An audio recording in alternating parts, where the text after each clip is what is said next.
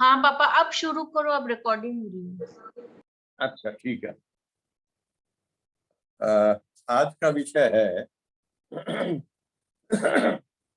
निकटवर्ती जन समाज की यथाशक्ति क्रियात्मक रूप से सेवा करना। ये 7वां नियम है 11 में से। यहाँ देखिए, जन समाज के साथ निकटवर्ती लगाया और यथाशक्ति साथ जोड़ा है और सेवा के साथ क्रियात्मक सेवा जोड़ा है। इनका थोड़ा सा अपन समझ लें।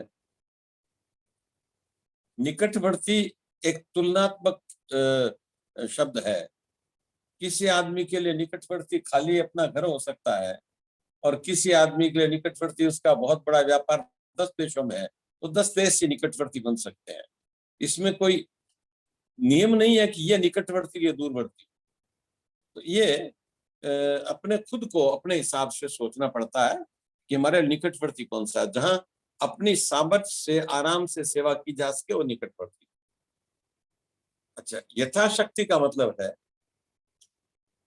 अपनी शक्ति और सामर्थ्य से अधिक सेवा का किसी का कोई कर्तव्य नहीं, किसी के लिए फर्ज नहीं है। इतना अपनी शक्ति है, सामर्थ्य है, उसके अनुरूप ही सेवा करना तो उचित है। अगर किसी कमजोर आदमी को कहे कि इस वजन को उठा करके तुम वहां रख दो, तो वो कर नहीं सकता, करने में फायदा नहीं है। अनपढ़ को कहे कि तुम बच्चों को पढ़ाओ, तो वो हो नहीं सकता। जो चिकित्सा नहीं जानता उससे कोई चिकित्सा करो, ये अपनी शक्ति के अनुसार सेवा होती है। अब सेवा एक दृष्टिकोण से करें तो 2 तरह से हो सकती है। भावात्मक सेवा हो सकती है, क्रियात्मक सेवा हो सकती है। भावात्मक सेवा कोई भी किसी समय किसी परिस्थिति में कर सकता है। हम लोगों ने इस पर पहले बात की है।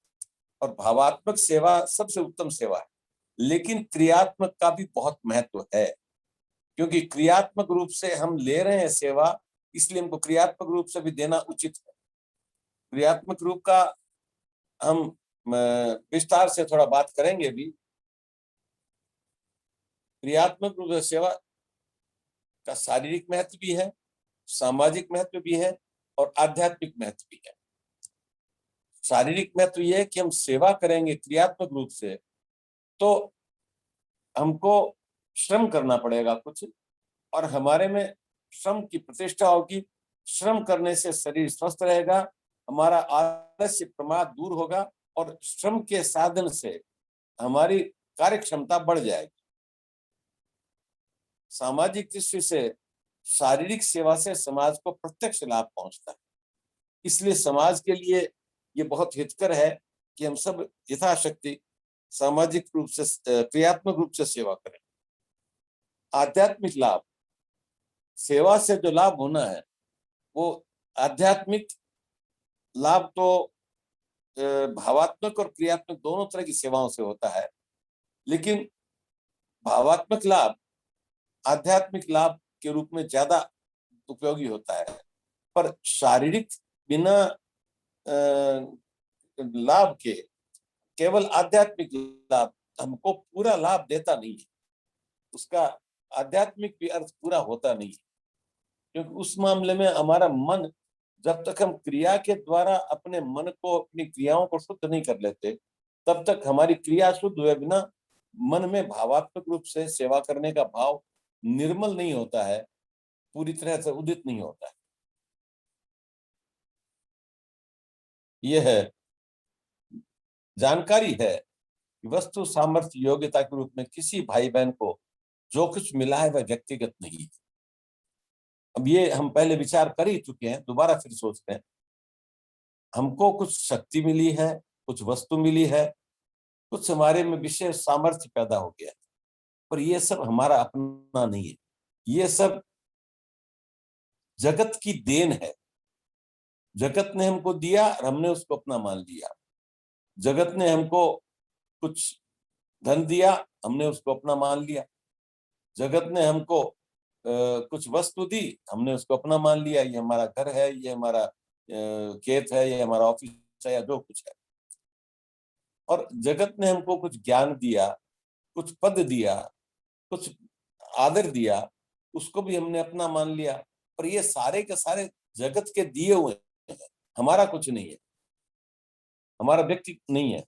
तो जो व्यक्तिगत है ही नहीं, जो समस्त शक्तियों से ही निर्मित है, वो उसके सदुपयोग के बिना प्राणी का विकास हो नहीं सकता। इसलिए जो मिला है उसको वापस देना आवश्यक। इस पर विस्तार से चर्चा की जा चुकी है।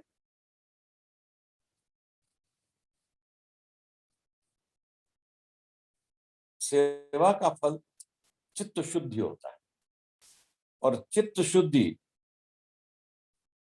हर परिस्थिति में हमको करना आवश्यक होता है आध्यात्मिक विकास के लिए।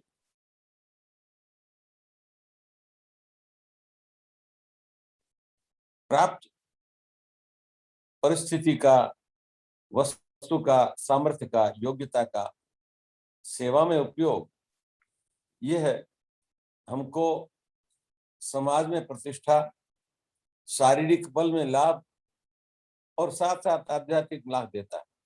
लेकिन पहले दो लाभ हैं वो मुख्य लाभ नहीं है, वो हमको आध्यात्मिक लाभ के लिए तैयार करता है, लेकिन उसके बिना आध्यात्मिक लाभ पूरा मिलेगा नहीं, हमारे मन की शुद्धि होगी नहीं।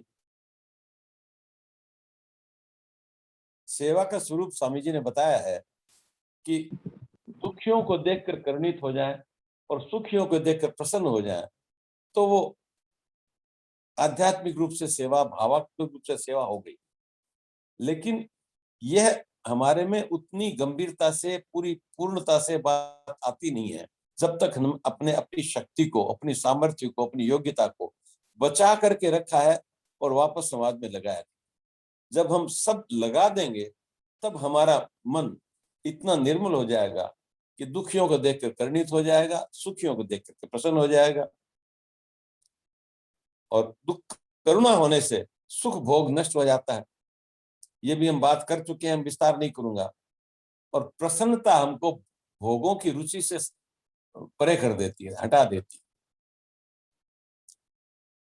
आदमी तनाव में होता है, आदमी दुख में होता है, तो उसको भोग की रुचि अधिक होती है।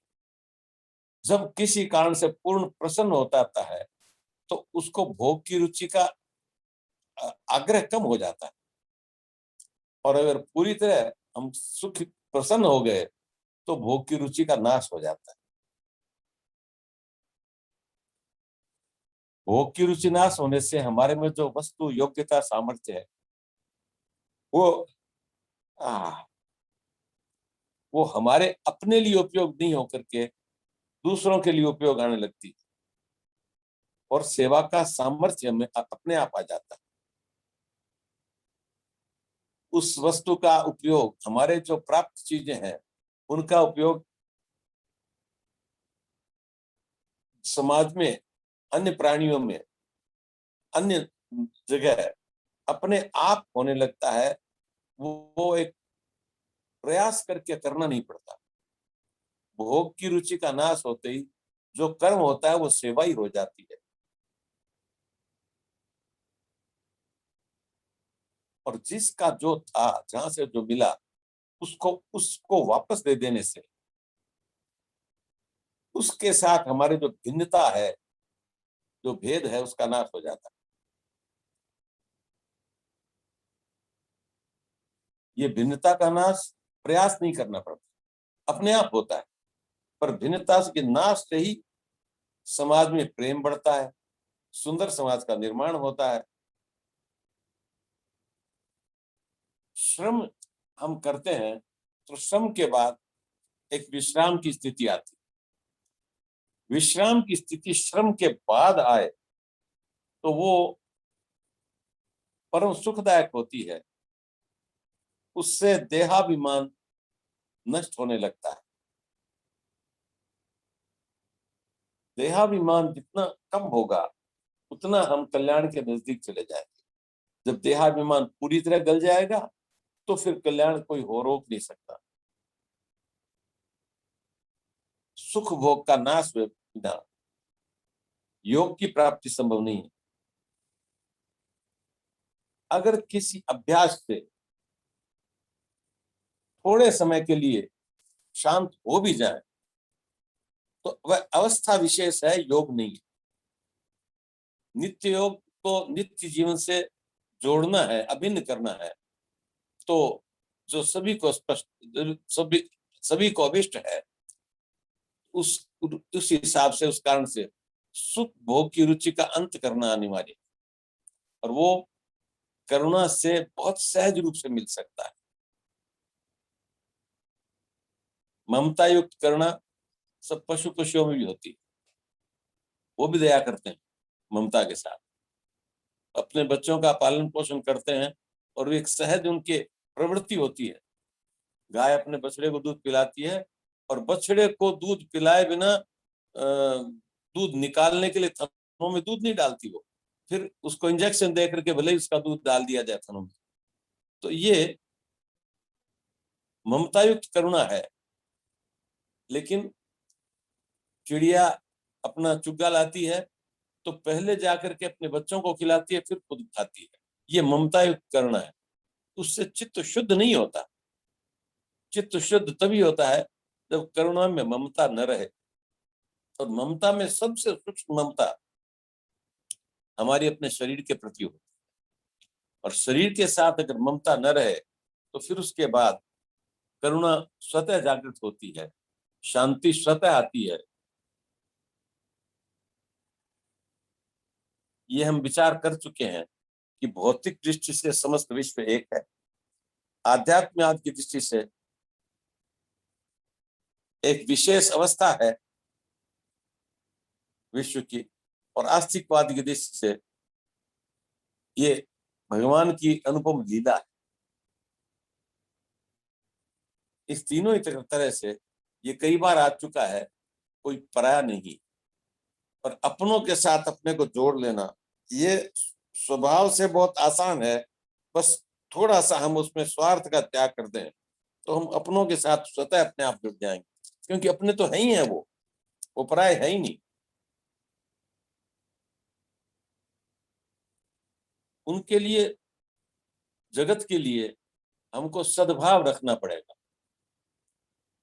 सद्भाव किसी का बुरा नहीं, सबका कल्याण, सबका भला हो, यह सद्भाव रहेगा तो सेवा में सजीवता आ जाएगी। भाव बहुत विराट और असीम होता है। सेवा का कार्य, क्रियात्मक सेवा बहुत सीमित होती है, लेकिन भाव बहुत विराट होता है। परंतु इस असीमता के भाव के साथ जो सीमित कर्म है उसमें भी पवित्रता आ जाती है, और वो कर्म हमको विराटता के भाव को पोषण कर देता है, उसको पुष्ट कर देता है।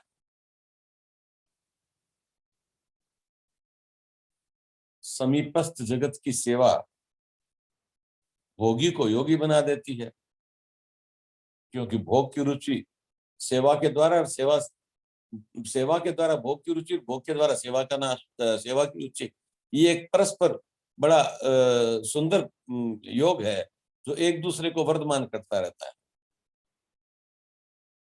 और योग के लिए भगवान कृष्ण ने गीता में कहा है, तपस्विभ्यो अधिको योगी ज्ञानी नाम भी मतोधिक है, कर्मिभ्यो अधिको योगी तस्मात् योगी भवार्जुन। योगी तपस्वी से भी ऊंचा होता है, योगी ज्ञानी से भी ऊंचा होता है, योगी कर्मी से भी ऊंचा होता है। इसलिए अर्जुन तू योगी बन। लेकिन ये तपस्या, ज्ञान और कर्म, ये योग पर जाने की सीढ़ियां हैं। इनमें से किसी भी सीढ़ी से हम योग पर जा सकते हैं, पर ये योग की सीढ़ियां, अंतिम चरम लक्ष्य हमारा योग ही है। सारे कर्म का, सारे विकास का लक्ष्य चिर शांति है, चिर विश्राम है। देखिए, क्रिया की उत्पत्ति विश्राम से होती। हम सुबह उठे, विश्राम करके उठे तो हमें क्रिया प्रारंभ हुई, और क्रिया की परिणति विश्राम में होती है। हम कुछ कर लेते हैं तो फिर विश्राम करते हैं। तो विश्राम, इसको क्रिया के साथ जोड़ देवे, इसको क्रिया के साथ जोड़ करके विश्राम में ही क्रिया होती रहे, ये बहुत ऊंची बात है।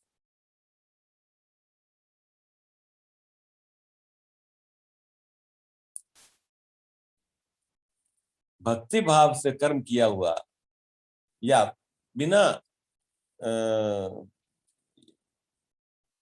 आसक्ति के किया हुआ कर्म कर्ता को कामना रहित बना देता है और उसको निज विवेक में स्थिर कर देता है। कामना रहित होने पर पूरा विकास, सर्वतोमुखी विकास प्रारंभ हो जाता है और इसलिए विवेक के प्रकाश में कामनाओं को छोड़ना और शुद्ध सेवा को अपनाना ये परम आवश्यक।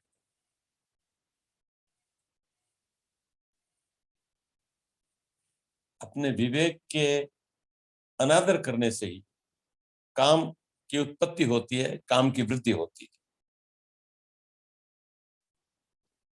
यही कारण सुख भोग की रुचि, प्रवृत्ति और आशा में प्राणी को बांध देता है।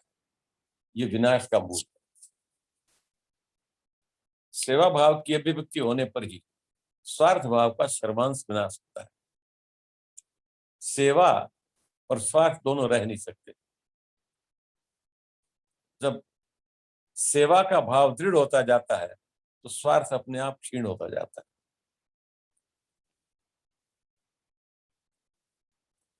हर कर्तव्य कर्म, हर कर्म कर्तव्य कर्म और सेवा के भाव से ही होगा, तब वो सेवा का भाव पुष्ट हो जाएगा। तो कर्तव्य कर्म को सेवा के भाव से करने से आस्तिक की पूजा, आध्यात्मवादी का साधन और भौतिकवादी का स्वधर्म हो जाता है। ये इस लाइन का उपयोग बहुत बार कर चुके हैं। इस पर अगर शंका हो तो इस पर विचार भी किया जा सकता है।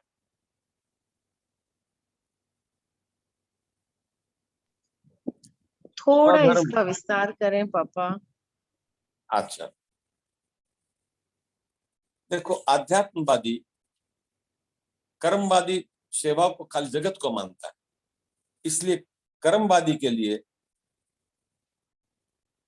भौतिकवादी के लिए उसका स्वधर्म होता है कि वो जो मिला है जहां से उसको वापस चुकाए, और वो सेवा स्वधर्म बन जाती है। मैं बहुत संक्षेप में लेकिन इतना बता देता हूं जो आपको समझ में आए कैसा। आध्यात्मवादी आत्मा को मानता है, अतः सेवा के द्वारा आत्मा में साधना का महत्व होता है और साधना की तरफ स्वतः प्रवृत्ति आती है आध्यात्मवादी की। आध्यात्मवाद में व्यक्ति अपने आप को खोजता है, अपने अस्तित्व का पहचानने की, उसको उसके साथ जुड़ने की कोशिश करता है। वो जगत तक सीमित नहीं रहता, वो आत्मा में मानता है और वो परमात्मा के विचार नहीं करता। वो खाली आत्मा तक सीमित रहता है और आत्मा के सीमित रहने से आत्मा के प्रवृत्तियों को अपने साथ जोड़ने, अपनी प्रवृत्तियों को आत्मा के साथ जोड़ने में वो साधना महत्वपूर्ण होती है। और ये सेवा आध्यात्मवादी को उस साधना के साथ जोड़ती है जो अपने को आत्मा के साथ जोड़ते। आस्तिक की पूजा, जगत भगवान का स्वरूप है, इसकी सेवा करना भगवान की पूजा है, इस भाव से आस्तिक आदमी करता है तो आस्तिक आदमी के लिए भगवान की पूजा होगी सेवा करना। अलग से पूजा की जाए या न की जाए इसका उतना महत्व नहीं है, लेकिन जो कर्म किया जाए उस सेवा के भाव से राग रहित होकर के किया जाए तो भगवान की पूजा अपने आप होती है। भगवान की पूजा के साथ या अपनी साधना के साथ एक विशेष आवश्यक बात होती है, हम उसके साधना के माध्यम को भी पवित्र रखें। और वो पवित्रता आहार विहार में संयम से आती है। आहार विहार का संयम ये पहली सीढ़ी है जिसके बिना ये न तो भौतिकवादी का स्वधर्म आता है, न आध्यात्मवादी की साधना, और नास्तिक आदमी की पूजा आती है।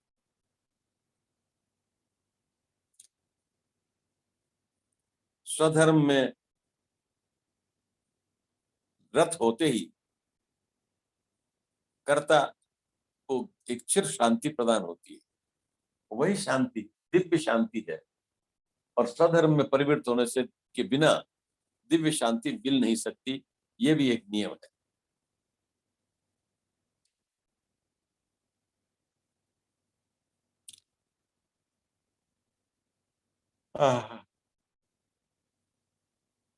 सेवक की प्रत्येक प्रवृत्ति लोभ से, मोह से और कामना से मुक्त होनी चाहिए।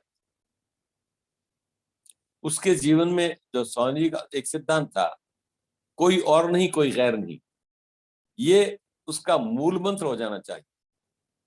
जब कोई अपना ही है, पराया नहीं है, तो उसकी सेवा में अभिमान पैदा नहीं होता। और अपने की सेवा के साथ जो सद्भावना जुड़ती है, वो सद्भावना पराये के साथ नहीं जुड़ सकती। इसलिए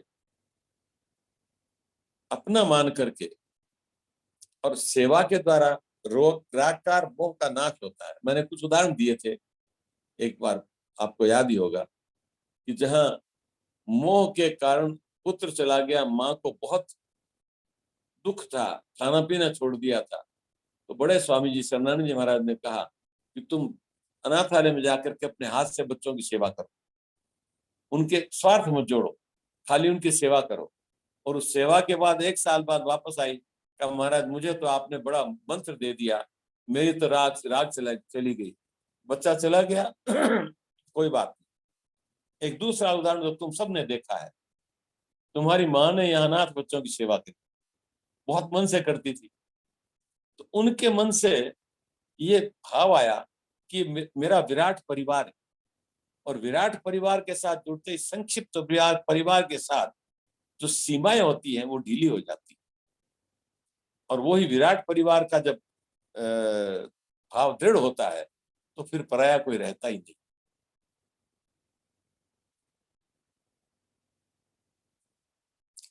हमारी परिस्थितियों के साथ सुख और दुख हमेशा जुड़ा रहता है, और सुख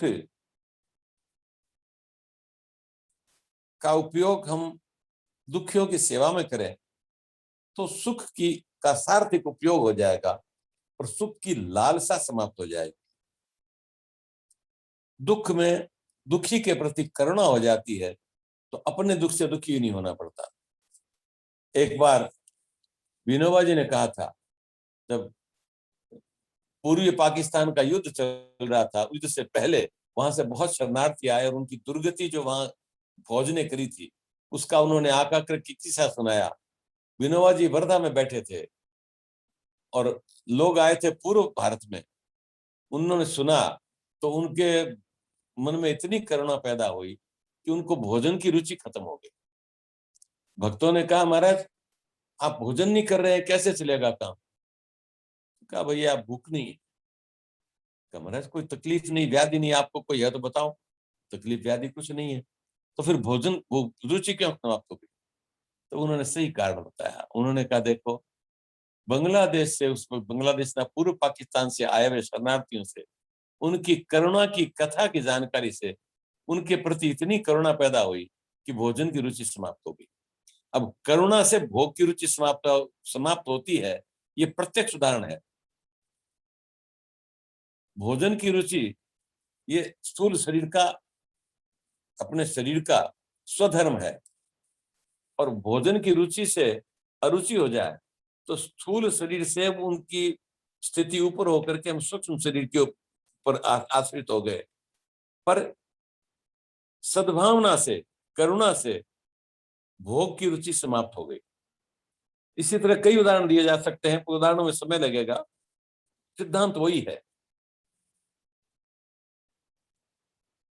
हमारे को प्राप्त सुख जो है वो किसी दुखी की धरोहर है, और उस धरोहर को अगर हम उस दुखी तक नहीं पहुंचाएंगे तो वो हमारा अनधिकार चेष्टा होगी, हमारा ईमानदारी नहीं होगी, बेईमानी होगी।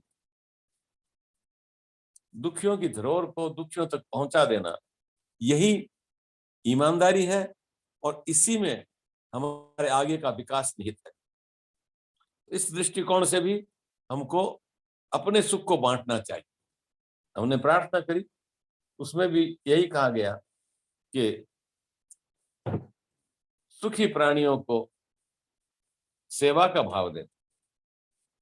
अब ये सेवा का भाव से सुख बढ़ जाता है और बढ़ते ही सुख अनंत गुना हो जाता है। इस अनंत गुना सुख के साथ एक दिव्य आनंद आता है और वो दुख के भय को नष्ट कर देता है। दुख का भय तब तक ही रहता है जब तक हमको दुख अवांछनीय लगता है,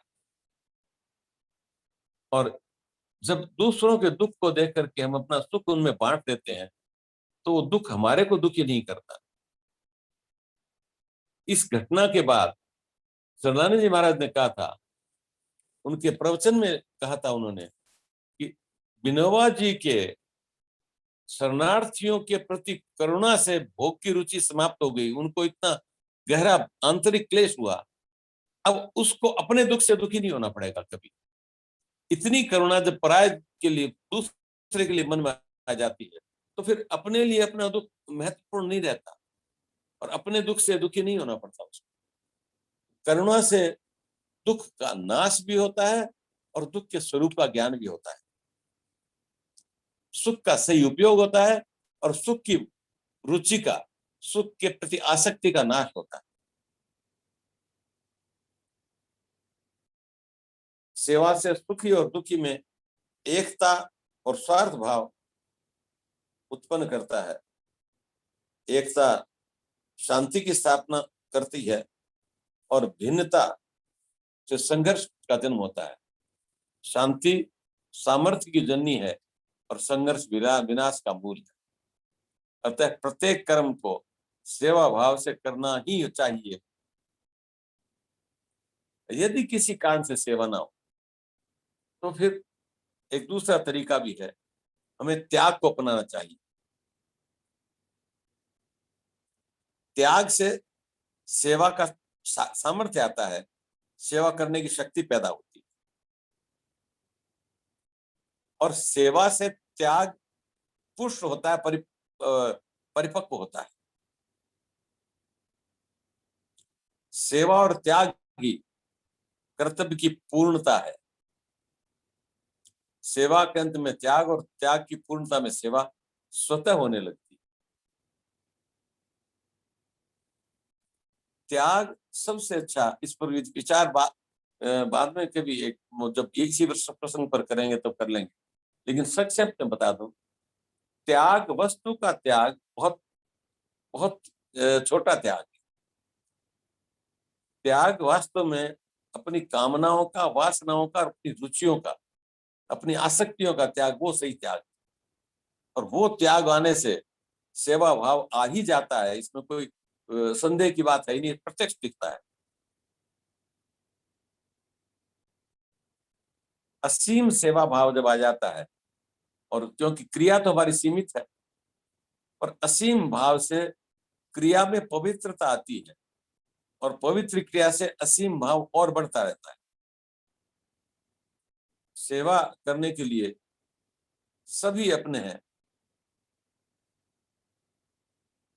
कोई पराया नहीं।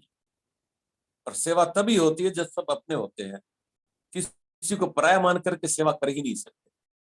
वो दिखावा कर सकते हैं लेकिन सेवा नहीं हो सकती। एक विषय जो हमने थोड़ा सा जल्दी से ले लिया है, वो थोड़ा सा और स्पष्ट करने की कोशिश करता हूं।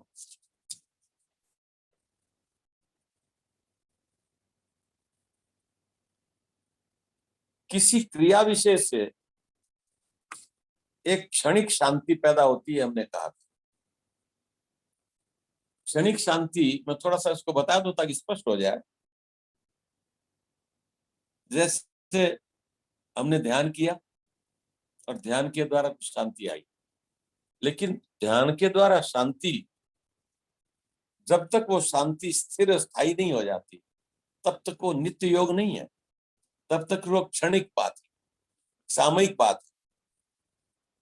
इसी तरह किसी को जब से, किसी को किसी अच्छे कर्म से एक बार शांति आती, लेकिन उसके साथ पूरी तरह भाव जुड़े, तब वो शांति स्थिर होती है और सब वो शांति वर्धमान होती है।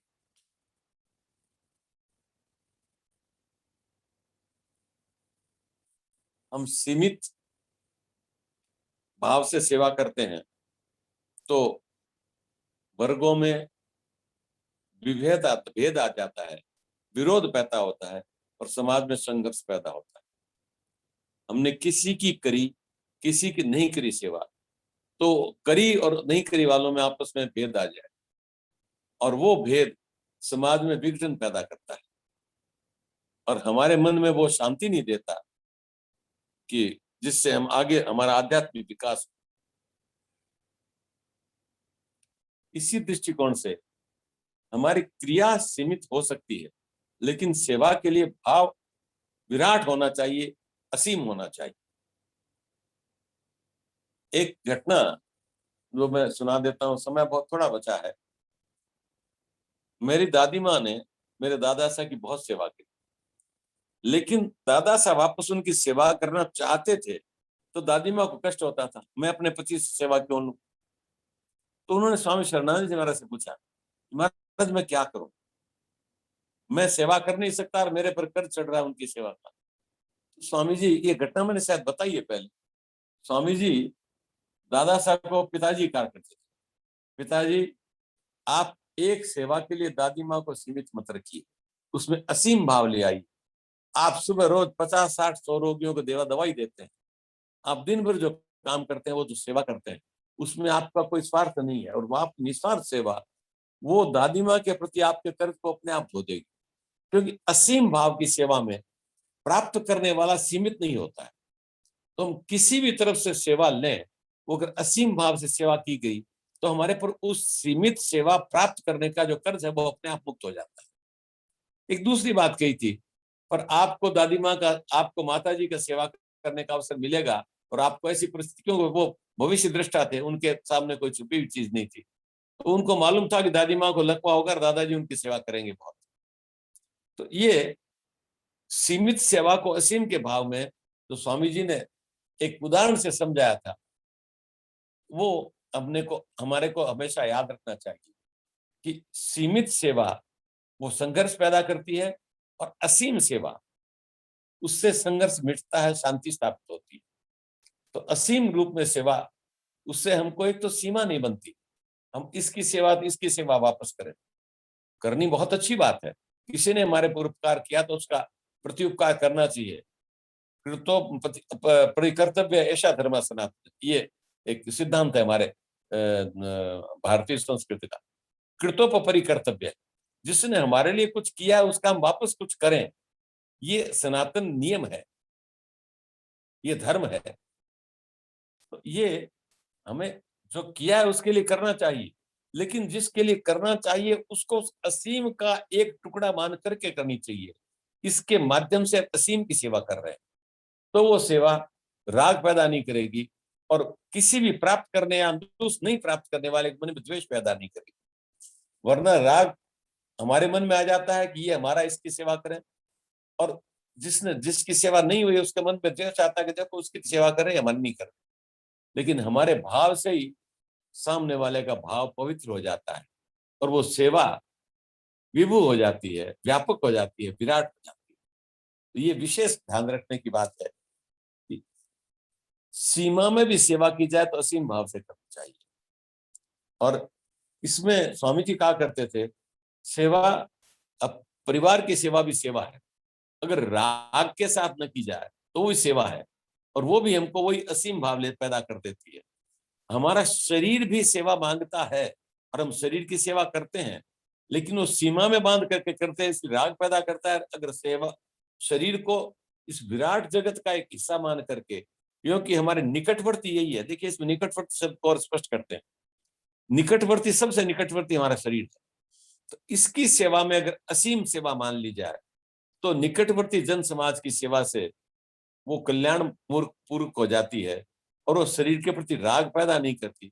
शरीर की सेवा से शरीर की आसक्ति छूट जाती है, शरीर को सुख देने का भाव नष्ट हो जाता है और शरीर के प्रति कामनाएं नष्ट हो जाती हैं। ये सिद्धांत की बात है।